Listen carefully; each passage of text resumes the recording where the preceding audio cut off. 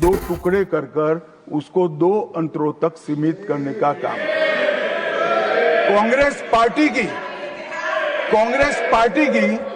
50वें साल में जो एक प्रकार से वंदे मातरम का महिमा मंडन करने की पद्धति थी,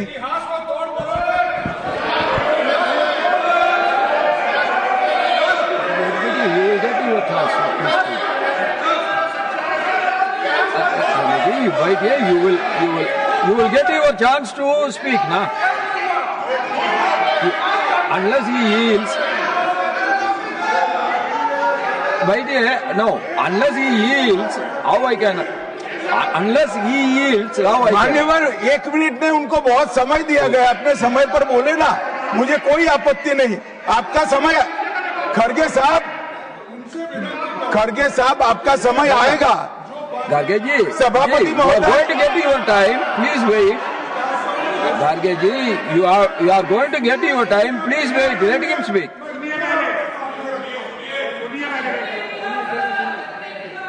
मान्यवर 50वें पड़ाव पर वंदे मातरम को सीमित कर दिया गया।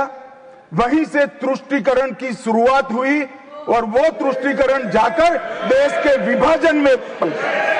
मान्यवर, मेरे जैसे कई लोगों का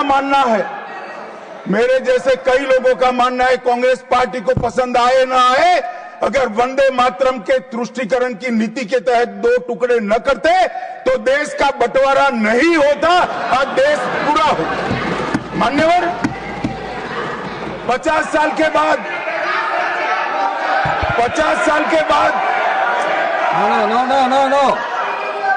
No, nothing will go on record except Honorable Minister's speech. Please. मान्यवर, 50 साल के बाद वंदे मातरम 100 साल का हुआ। सबको था कि 100 साल मनाए जाएंगे, मगर 100 साल हुआ तब वंदे मातरम का महिमा मंडन का सवाल ही नहीं था, क्योंकि वंदे मातरम बोलने वाले जो सारे लोग थे उनको इंदिरा जी ने जेल में बंद कर दिया। इस देश में आपातकाल लगाया गया। विपक्ष के लाखों लोगों को, लाखों समाज सेवियों को, स्वयंसेवी संगठन के लोगों को जेल में भर दिया गया। कोई कारण के बगैर अखबारों पर ताले लगा दिए गए। यहां तक कि आकाशवाणी में उस वक्त एक ही माध्यम था, आकाशवाणी में किशोर कुमार की आवाज ही नहीं आती थी, ड्यूएट गाने भी लता जी की आवाज में ही आते थे। मान्यवर, पूरे देश को जब वंदे मातरम 100 साल का हुआ, पूरे देश को बंदी बनाकर रख दिया। और कल 150वां साल है। 150वें साल में लोकसभा में चर्चा हुई। साहब, ये कांग्रेस पार्टी की स्थिति देखिए। जिस कांग्रेस पार्टी के अधिवेशनों की शुरुआत गुरुवर टागोर जैसे लोग वंदे मातरम गाकर कराते थे। वंदे मातरम कांग्रेस पार्टी के आजादी के आंदोलन का एक मंत्र बना था। वो वंदे मातरम के महिमा मंडन करने के लिए जब लोकसभा में चर्चा हुई, गांधी परिवार के दोनों सदस्य नदारद थे, दो में से एक भी। वंदे मातरम का विरोध आज भी जवाहरलाल नेहरू से लेकर आज के कांग्रेस के नेतृत्व तक कांग्रेस के खून के अंदर बसा। मान्यवर,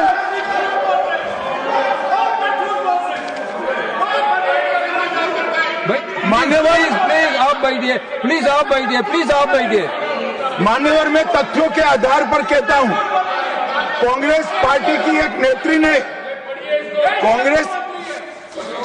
बैठ जाओ रामदास।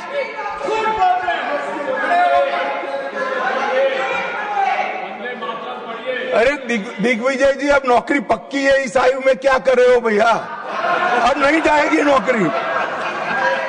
जवाहरलाल नेहरू जी का अपमान करने का कोई मौका नहीं छोड़ते और वैसा ही होम मिनिस्टर नहीं छोड़ते, क्योंकि उनके पीछे पीछे है ना, वो आगे आगे, पीछे पीछे। तो ये नेचुरली ये हमेशा कि इसीलिए वो हमेशा कांग्रेस का गिला करते हैं और हमारे पार्टी के बारे में, नेताओं के बारे में, यहाँ तक कि हर कांग्रेस के लीडर का अपमान करने का मौका नहीं छोड़ते। लेकिन मैंने प्रधानमंत्री का भाषण सुना और उन्होंने नेहरू जी पर आरोप लगाया और कहा कि 1937 में नेहरू जी के नेतृत्व में कांग्रेस पार्टी ने मूल वंदे मातरम गीत से महत्वपूर्ण पद हटा दिए थे। अभी जिसका जिक्र उन्होंने किया, यहाँ तक भी किया कि मुसलमानों का नाम लेके उनको डर के वो हटा दिए, ये भी कहा उन्होंने। सर, ये बातें आप अब बता रहे हैं, जब आप मुस्लिम लीग के साथ मिलकर गवर्नमेंट किए, श्यामा प्रसाद मुखर्जी और मुस्लिम लीग मिलके आपने बंगाल में जो गवर्नमेंट की, कहाँ गया था देशभक्ति? कहाँ गया था आपका देशभक्ति? कहाँ थे आप लोग? क्या देश के लिए कोई? अरे ये लोग, अरे पढ़ो, आपका इतिहास मालूम होता है। सर, प्रधानमंत्री जी ने सुभाष चंद्र बोस को नेहरू जी की चिट्ठी का, सर, प्रधानमंत्री जी ने सुभाष चंद्र बोस को नेहरू जी की चिट्ठी का भी जिक्र किया। हमेशा की तरह उन्होंने फिर से सदन को गुमराह किया। प्रधानमंत्री के आरोप तथ्य से परे हैं और लोगों को भ्रमित करने वाली है। सर, सच्चाई ये है 16 अक्टूबर 1937 को नेताजी सुभाष चंद्र बोस ने गुरुदेव रविंद्रनाथ टैगोर को पत्र लिखा और उनसे पूछा कि कांग्रेस को वंदे मातरम के प्रति क्या रुख अपनाना है। ये किसने लिखा? नेताजी सुभाष चंद्र बोस। उनके बारे में भी डाउट है आपको? इसके अगले दिन 17 अक्टूबर को नेताजी ने नेहरू जी को पत्र लिखा और सुझाव दिया कि नेहरू जी को इस विषय पर गुरुदेव से व्यक्तिगत रूप से मिलना चाहिए। ये सुभाष चंद्र बोस के वाक्य है।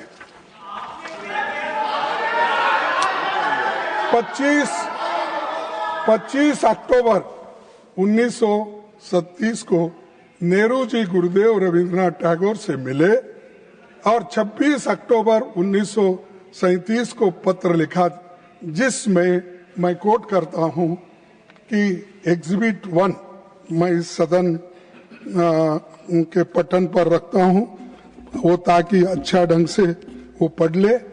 मैं कौन है नहीं यहाँ पर, कोई रहता नहीं पटन, अरे कौन नहीं आया, ये पटन में रखता हूं और मैं कोट करता हूं रविंद्रनाथ टैगोर जी ने क्या कहा। In offering my own opinion about it, I am reminded that the privilege of originally setting its first stanza to the tune was mine. To me, the spirit of tenderness and devotion expressed in its first portion, the emphasis it gave to beautiful and beneficent aspects of our motherland, made a special appeal, so much so that I found no difficulty in disassociating it with the rest of the poem. I found no difficulty in disassociating it with the rest of the poem. The first two stanzas are such that it is impossible for anyone to take objection to. Remember, we are thinking in in terms of national song, remember, Please, please. Please, आप बैठिए. we are thinking in terms of national song for all India. This is Rabindranath Tagore's words. Are you against it? You want to condemn this? This is Rabindranath Tagore's stanza. He accepted it and that is continued. सभापति जी, सच्चाई ये है कि Congress working committee ने 28 अक्टूबर 1937 को गुरुदेव की इन्हीं शब्दों को सर्वसम्मति से पारित किया. कहां पर? तो ये जो इस प्रस्ताव पर सहमति व्यक्त करने वालों में प्रमुख नेताओं के नाम है, पढ़ता हूं. महात्मा गांधी जी, आपको ऑब्जेक्शन है?